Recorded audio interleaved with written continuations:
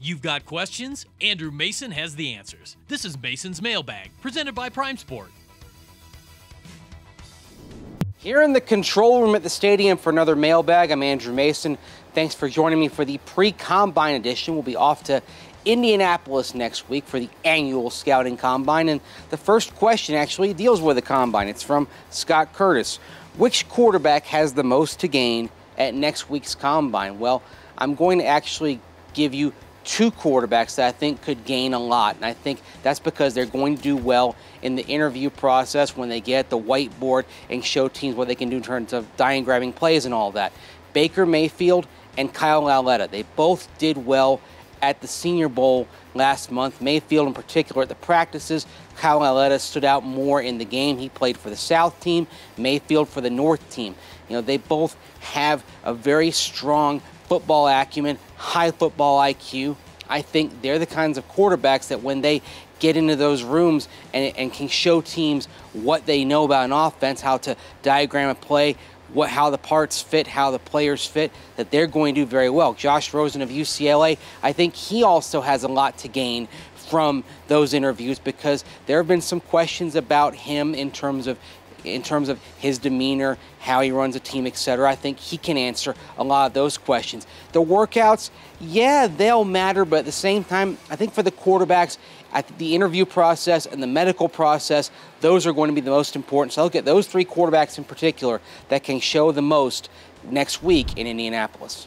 Another question about the pass rush, this one from Jose Barrero. The Broncos were not even in the top 20 in combined pressures, even with Von Miller being one of the league leaders.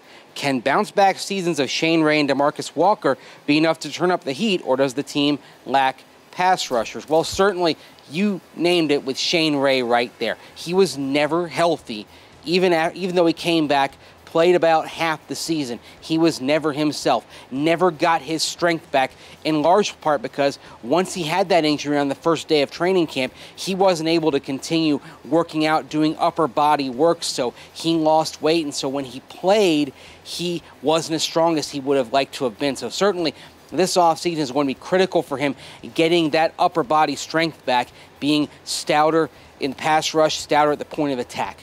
Shaq Barrett, he's a restricted free agent. The Broncos would like to have him back.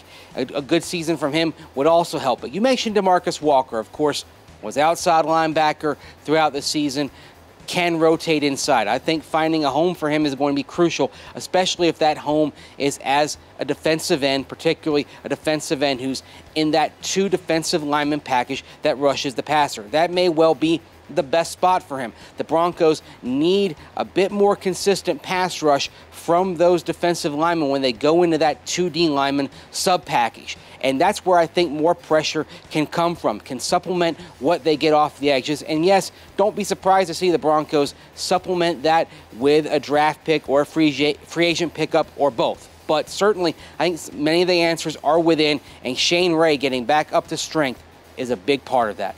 Thanks for the questions. And if you want to join us next week from Indianapolis, go to denverbroncos.com/Mason's Mailbag.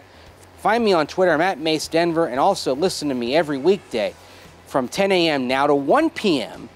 on First and 10 at 10 with Ryan Edwards and Steve Atwater. We will be live at the Scouting Combine starting next Wednesday. Plenty of stuff to come from there. Until next week, take care and thanks for watching.